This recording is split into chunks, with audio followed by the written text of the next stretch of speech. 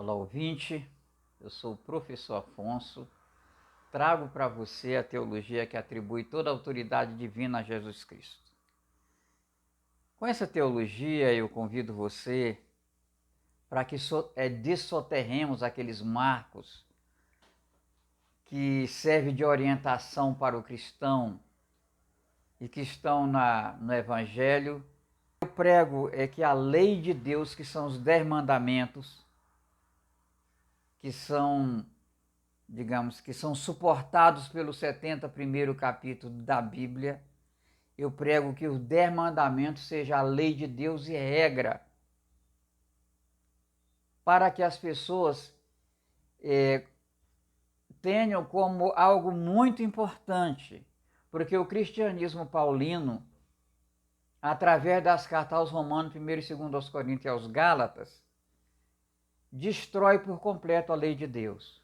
Ele destrói muito mais coisa, mas a lei de Deus já é o bastante. Uma sociedade sem lei é uma lei em dissolução, que Jesus afirma que a dissolução é um pecado terrível. O que é a dissolução, um pecado tão terrível? Porque quando você deixa de andar nos 10 mandamentos, a sociedade entra em dissolução. Por que a pregação feita com base nessas cartas, ou seja, nas cartas do apóstolo Paulo, por que elas não são capazes de fazer uma dissolução na sociedade?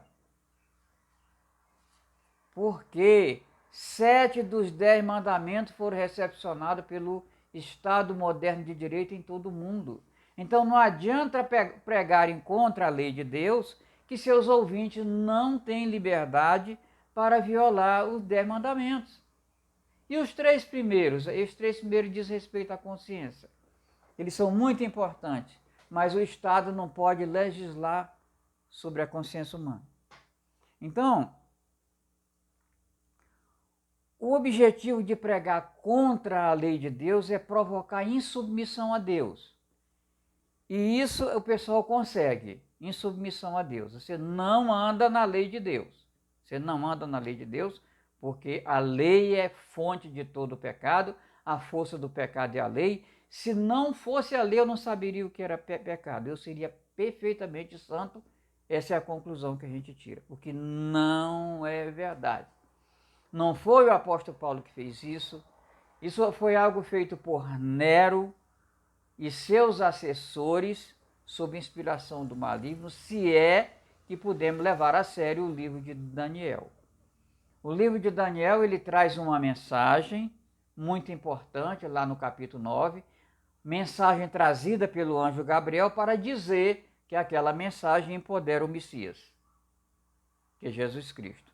Paradoxalmente, lá no versículo 9:26 diz que o Messias será morto e já não haverá mais lugar para ele. E esse já não haverá mais lugar para ele é o que nós estamos vivendo. Felizmente estamos chegando ao fim desse período. Um período de 2000 anos, em que se teve o abominável da desolação sentado no lugar santo. Eu recomendo que você veja meus vídeos, que você veja os meus vídeos nas duas playlists, o profeta Daniel desvendado e o livro do Apocalipse desvendado, mostrando que por revelações divinas eu desvendei o livro do Apocalipse e as cartas do apóstolo Paulo. As cartas do apóstolo Paulo, elas realmente são para serem retiradas. Você diz, não, mas não é possível, isso não vai acontecer. Claro que pela mão humana nunca vai acontecer. Nunca. Ela vai acontecer pela mão de Deus, conforme diz o profeta Daniel. Ou seja, as cartas do apóstolo Paulo são contra a lei de Deus, contra os judeus, contra o ser humano, mas nós focamos muito na lei. Então, eu quero ler a Bíblia com você. Eu estou agora entrando em um período que eu quero te ensinar a ler a Bíblia. Ainda que você já dê aula de Bíblia, eu quero te mostrar que depois de desvendado Apocalipse e Daniel, como é que ficou a leitura bíblica. Toda aquela violência que está entre Apocalipse 8:1 e 19:3, aquilo foi tudo para o lixo. Não existe aquilo ali. Eu tenho revelação divina para retirar a edição posta por Nero e seus assessores no livro do Apocalipse. Qual o objetivo de Nero? Destruir os cristãos. Por quê? Porque ele colocou todas aquelas violências entre 8:1 e 19:3, inclusive trazendo tudo de referências bíblicas, Gog e Magog, as pragas do Egito e tudo ali, para dizer, agora eu vou fechar esse livro contra a ordem do anjo, o autor da adulteração.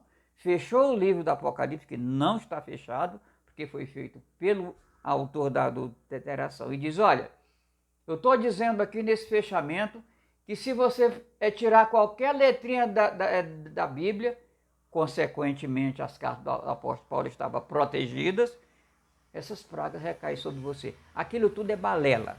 Então vejamos. Eu sou curado de câncer, insuficiência cardíaca, osteoporose, cegueira, por anjo do Senhor. Eu não poderia deixar, e eu considero isso um privilégio, eu não poderia deixar de lado falar dessas revelações. Na verdade, a minha obrigação é ir nas redes sociais, escrever e falar disso aí, e falar para as pessoas. E convidar as pessoas, venham.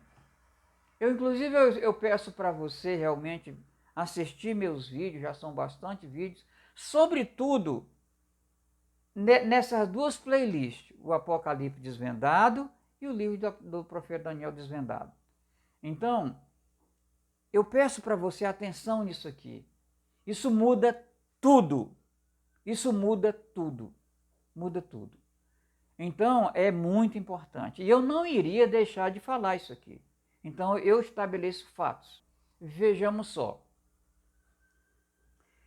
Eu peço que você se inscreva no meu canal, peço que você compartilhe essa ideia, porque isso é muito importante.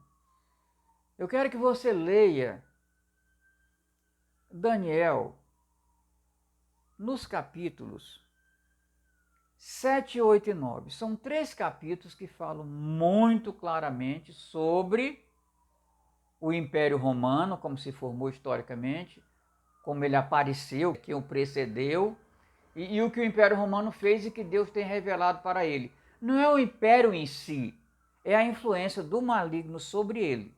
Não é nada de culpa do império, demonizar o império, nada disso. O império agiu como os outros impérios, seguindo a lógica do império, e que o objetivo aqui não é entrar nessa questão. Aqui o que se pretende fazer é mostrar o lado espiritual, o prejuízo espiritual trazido pela adulteração das cartas do apóstolo Paulo. E o cristianismo, ele estaria, no caso, ele iria acabar? Será que o cristianismo vai acabar? Olha, pelo andar da carruagem, tá difícil. Mas eu posso dizer uma coisa para você. Ele não teria como continuar se ele não tivesse passado por esse revés. Por quê? Pela arrogância com que essa religião de Nero e seus assessores, e última análise do maligno, que é o cristianismo paulino, com base nessas cartas do apóstolo Paulo, aos Romanos, 1 e 2 Coríntios e aos Gálatas, com base nisso aí, com a autoridade que ele tomou para si, se não tivesse chegado essa crise, não seria possível falar nesse assunto, não. Não seria possível falar nesse assunto. Para se ter uma ideia, Jonas Edwards, ele foi um pregador que viveu no tempo do Iluminismo, no século XVIII.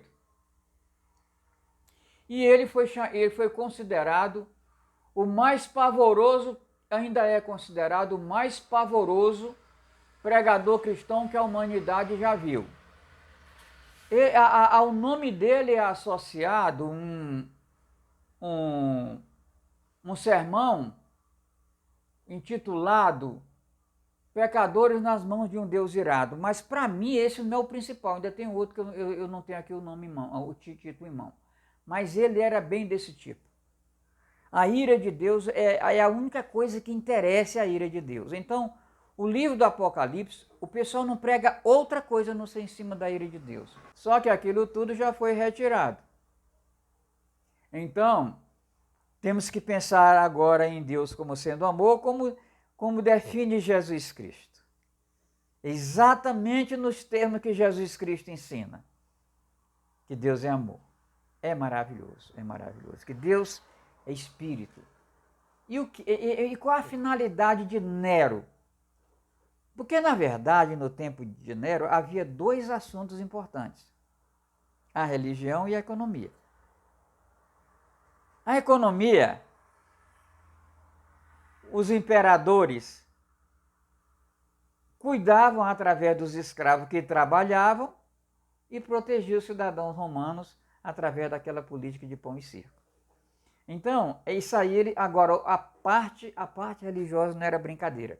Era preciso que as pessoas, que as religiões realmente pudessem andar em harmonia com aquilo que o Estado aprovava. E o cristianismo tinha um problema, diz, olha, a gente tem um Senhor, a gente tem um Deus.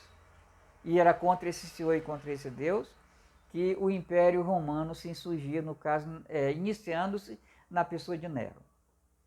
Então vejamos só. Uma das coisas que eu faço questão de dizer para você, será que Nero brigou com o ser humano? Não. Nero pensou que estava combatendo um ser humano chamado Jesus Cristo. Mas, na verdade, a luta dele é espiritual. Quando Nero entrou em ação para brigar com Jesus Cristo, o homem Jesus Cristo já tinha sido morto.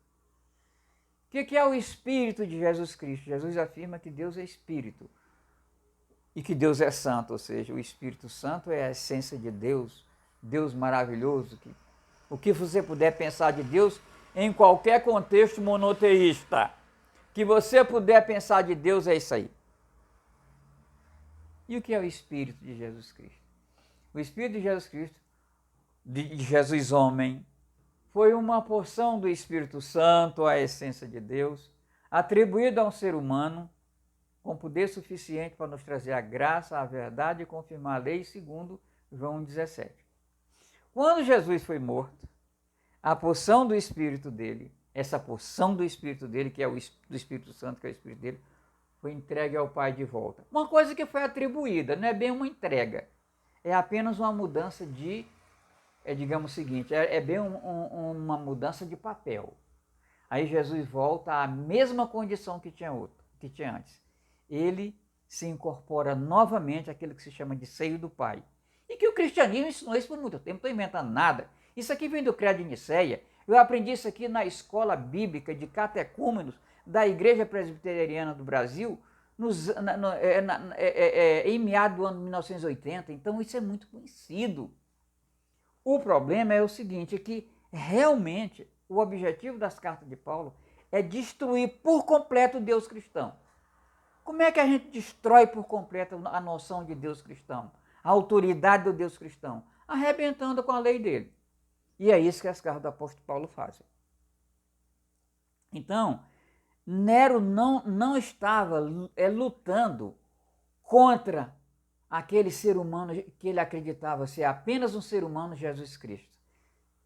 Embora o cristianismo, lá pelo século IV, V, depois que o Império Romano tomou conta do ponto de vista político, ele tomou conta do cristianismo, aí eles reduziram Jesus a um espírito humano. É um espírito humano e se ele tiver alguma propriedade melhor do que qualquer outro, é heroísmo. Gente, Jesus não é herói, Jesus é Deus. Acabei de explicar. O espírito dele é divino, por isso ele dizia, ninguém me convence de pecado. O pessoal costuma dizer, mas Cristo Jesus, nós somos salvos pelos seus méritos, que ele foi acumulando méritos. Quem acumula mérito é herói. Jesus não acumulou mérito, Jesus já veio pronto. É maravilhoso. Jesus já veio pronto. Então, é como eu digo para você, eu quero te ensinar a ler a Bíblia. A coisa mais maravilhosa que aconteceu na minha vida nas minhas orações, eu sempre digo, Senhor, muito obrigado que eu conheci Jesus. Muito obrigado que eu conheci Jesus. Eu conheci Jesus Cristo, aprendendo a ler a Bíblia. Obviamente que antes eu tive um encontro com ele. Eu tive um encontro muito importante com ele na igreja congregacional, no Rio de Janeiro. Eu fui lá 2 vezes. Na segunda vez eu tive um encontro muito forte com Jesus Cristo. E eu aprendi a ler a Bíblia e conheci Jesus tal como eu ensino para você agora, na igreja presbiteriana. Há mais ou menos uns 8 anos eu comecei a escrever alguma coisa que eu não sei nem para que seria isso aí. Eu digo, mas eu vou colocar minhas conclusões sobre a minha leitura bíblica aprendida lá na igreja presbiteriana de Copacabana. Aí eu comecei a colocar aquilo ali e comecei a ver problemas. Eu digo, gente, eu tenho que passar por um problema lógico terrível para poder conciliar o que eu aprendi lá com o que o pessoal fala. Como eu abandonei o que o pessoal ensina, eu fiquei só com a Bíblia e esse conceito. Que o Espírito de Jesus Cristo, primeiro, que Deus é Espírito e é Santo, portanto o Espírito Santo é a essência de Deus. E que o Espírito de Jesus Cristo é uma porção do Espírito Santo atribuído a um ser humano com poder suficiente para nos trazer a graça, a verdade e confirmar a lei. Foi esse conceito. Quando eu acabei de escrever isso aí, estaria um livro com quase 170 páginas. Aí eu recebi um joinha de Deus. Porque eu estava dizendo, Senhor, eu só entrei no livro do Apocalipse, que eu queria tanto entendê-lo, mas eu só entrei no livro do Apocalipse até o capítulo 5. O resto eu entendo um pouquinho e passa por um pedação que eu não entendo nada. Aí um anjo me aparece e diz, o livro foi editado. Aí me interessou procurar a prova da edição e a marca da edição. E é o que está lá nos meus vídeos. Eu convido você a conhecer isso aí. Isso trouxe maravilhas.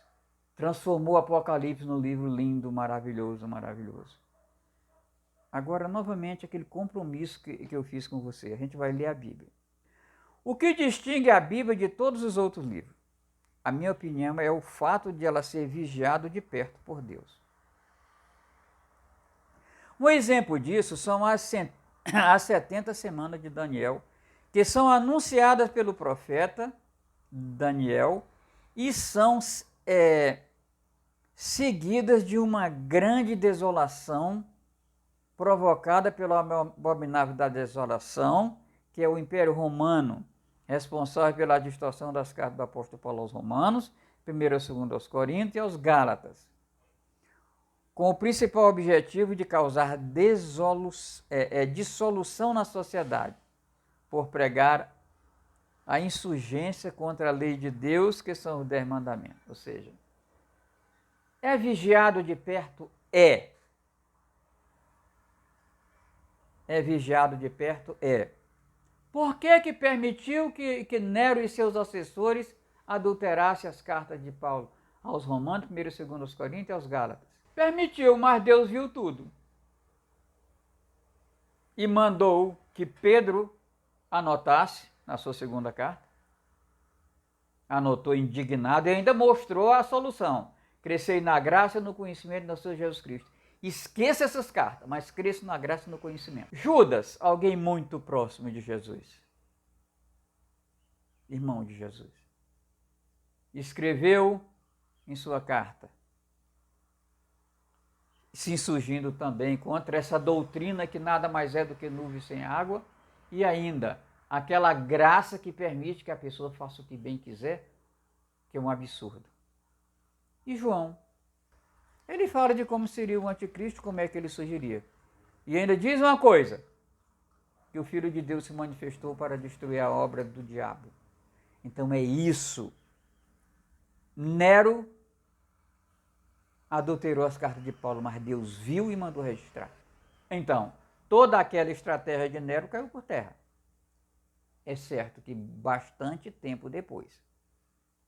Outra pergunta que eu faço. A Bíblia é inspirada, inerrante e infalível palavra de Deus por tudo que afirma? Olha essa palavra aqui, por tudo que afirma. Olha, Essa definição aqui, ela é tremenda, né? É uma definição que esvazia as igrejas. Esvazia as igrejas. Mas os pregadores, teólogos, escritores cristãos ortodoxos estão se importando com isso? Eu não sei.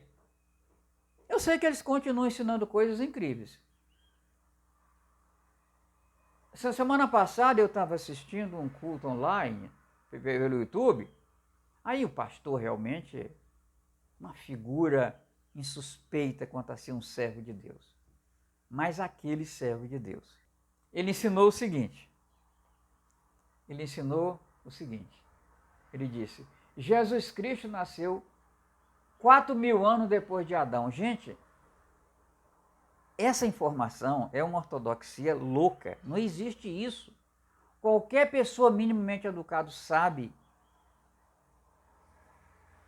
e que crê na criação, que a criação do universo aconteceu há bilhões de anos. O pessoal coloca 14 bilhões para o universo e para o ser humano milhões. Então, como é que a pessoa diz, afirmando, uma pessoa culta, numa igreja de pessoas cultas, afirmando que o universo tem apenas, ou pelo menos a criação do ser humano, tem apenas 6.000 anos. 6.000 anos é escrita. Então a pergunta é essa: a Bíblia é inspirada, inerrante, infalível, palavra de Deus por tudo que afirma? Isso por tudo que afirma é importante.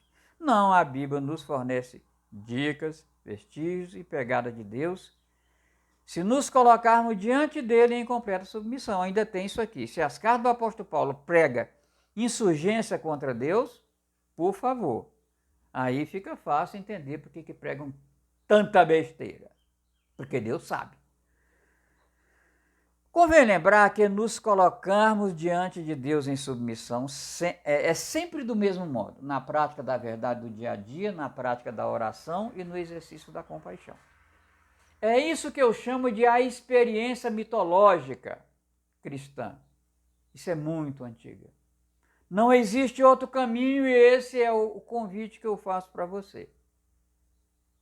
Faça um compromisso diante de Deus de falar somente a verdade a todas as pessoas, em todos os contextos, de levar Deus a sério de acordo com o Evangelho de Jesus Cristo, que a verdade de Deus consumada no Calvário, com poder para revogar todos os conteúdos bíblicos que não esteja de acordo com o amor a Deus nem com o amor ao próximo.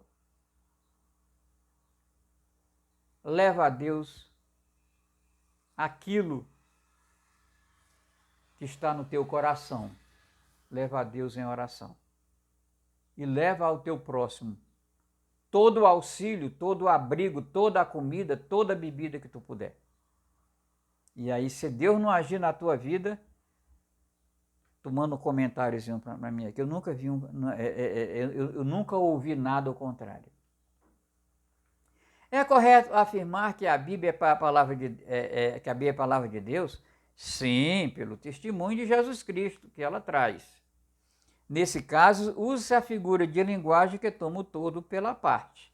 Então é muito importante isso aqui. Considerar uma figura de linguagem que toma o todo pela parte não tem problema nenhum. Irmãos, eu quero dizer uma coisa para você.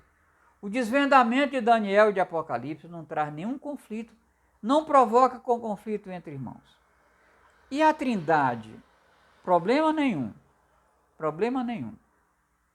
Pai, Filho e Espírito Santo são figuras presentes na explicação da divindade com a única pessoa. Quem é o Pai? Se o Espírito Santo é a essência de Deus e Maria achou-se grávida do Espírito Santo, para passar essa porção do Espírito Santo para um ser humano, então ele é o Pai. Jesus o Filho, essa porção do Espírito Santo. E o Espírito Santo, eu vou explicar para você agora.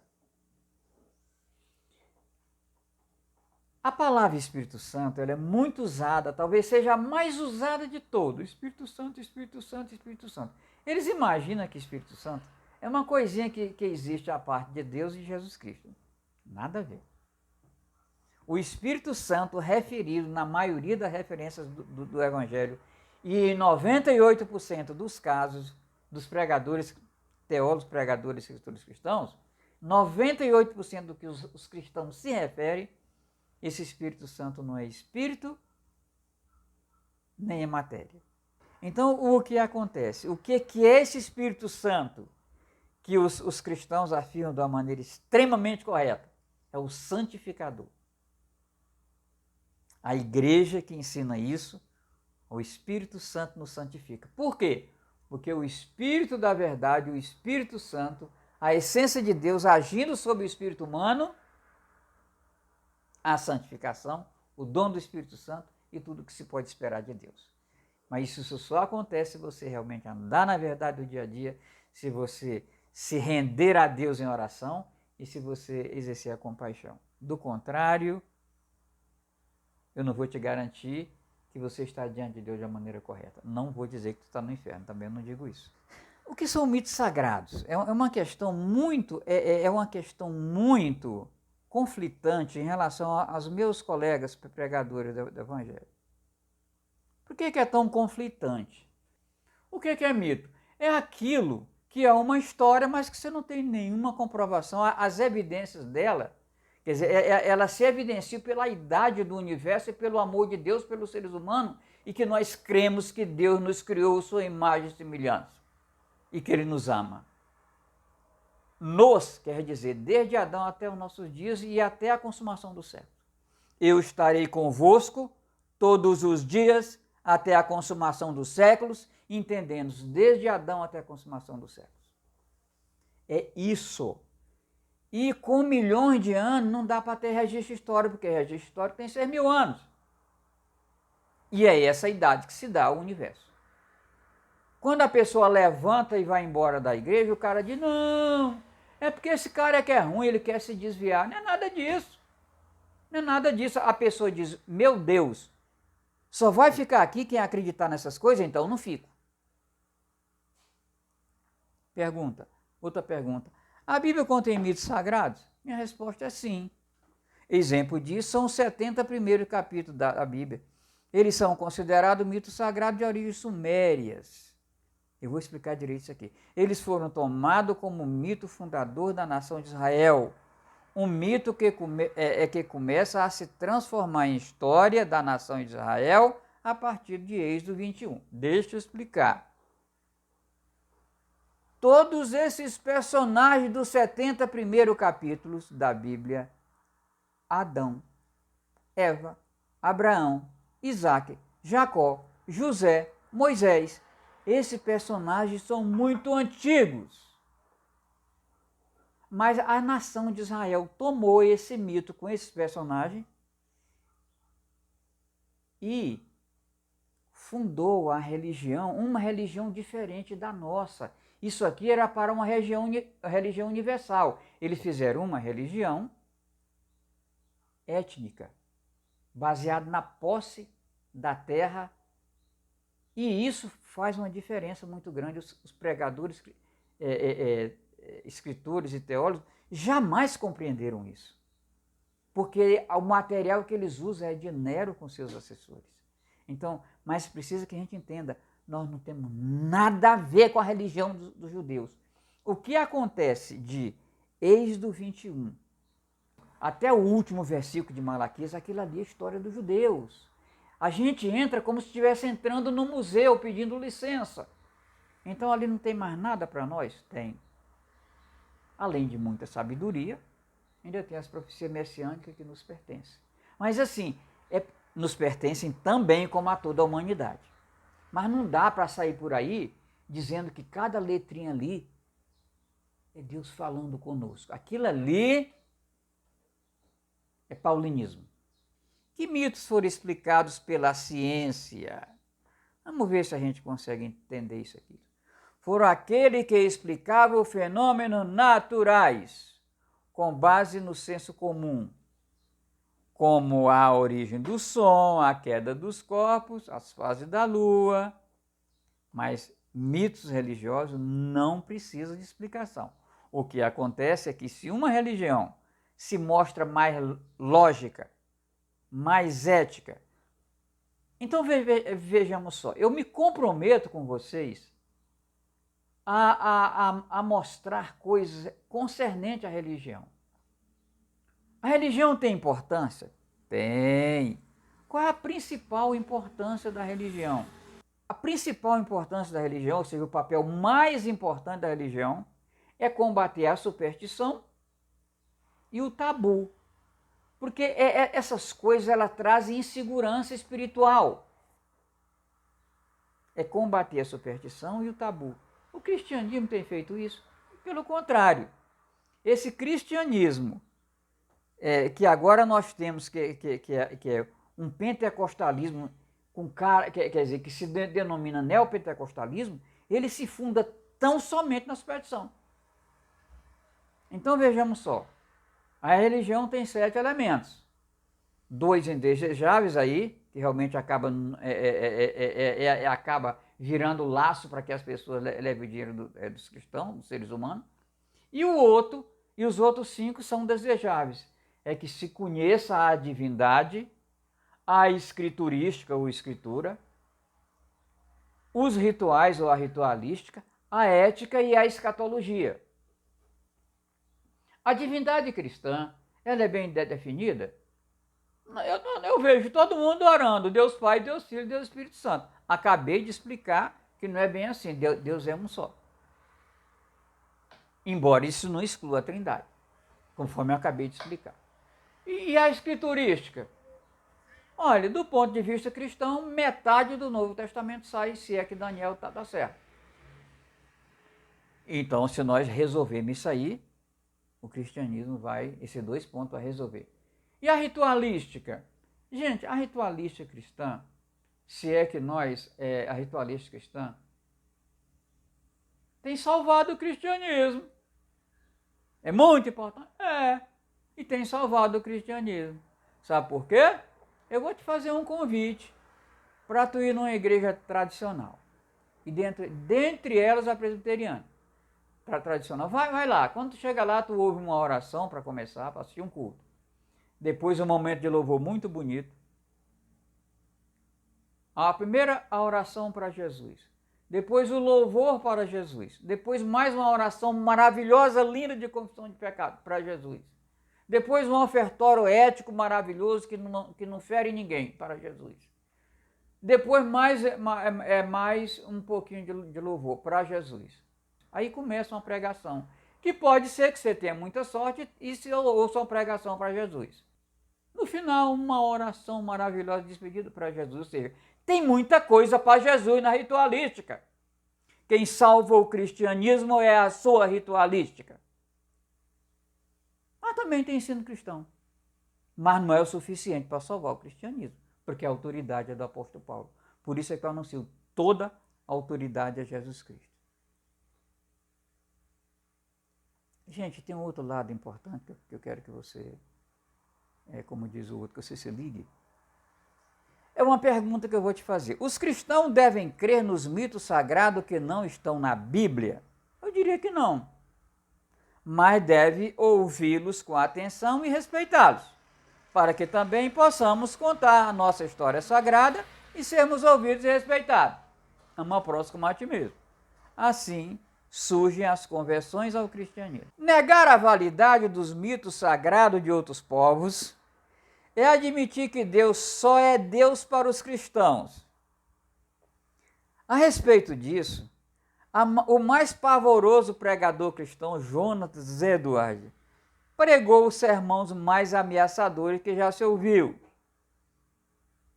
mas deixou uma caixa contendo cadernos, dezenas de cadernos, onde ele escreveu 1.300 notas para dizer como realmente cria.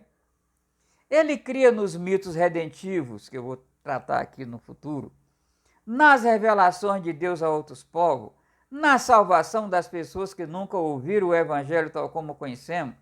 Tais notas só foram conhecidas recentemente.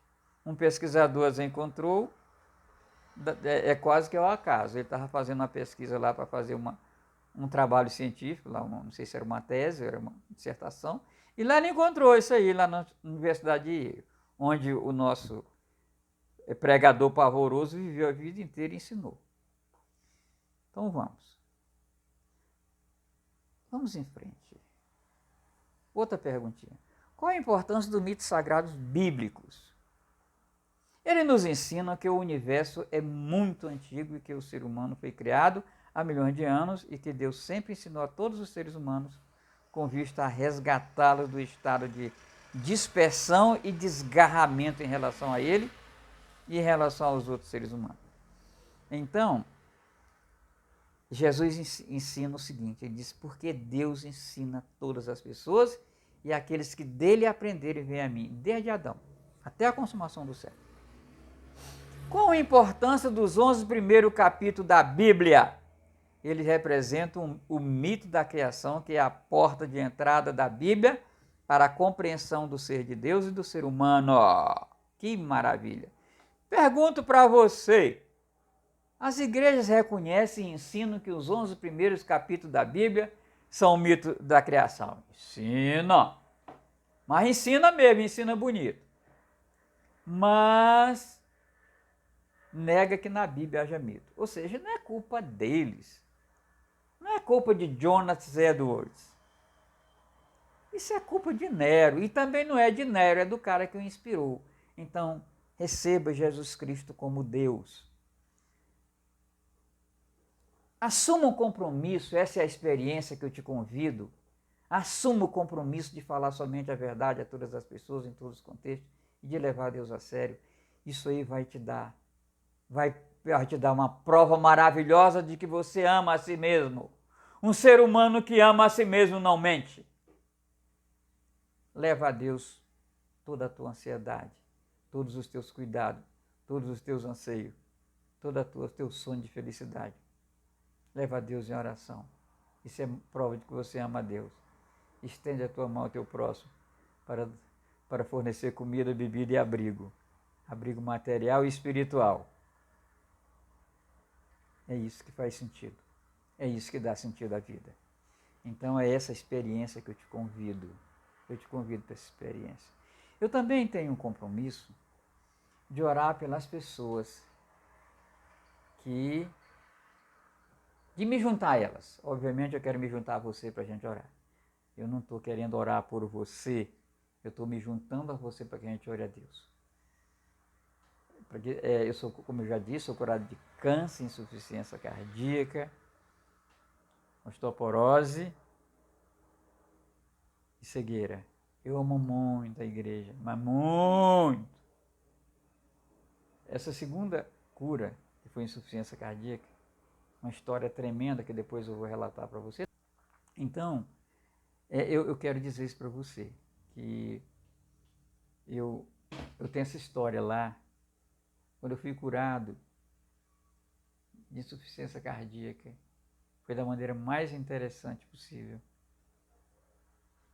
A minha esposa tinha um compromisso de orar, oração de senhoras, numa igrejinha presbiteriana de uma cidade pequena. Aí eu fui com ela caminhando, deixá-la lá e voltei, que era oração de mulheres. No caminho me aparece um anjo do Senhor e me cura, enquanto eu caminhava. História maravilhosa. Por isso eu digo, eu amo a igreja.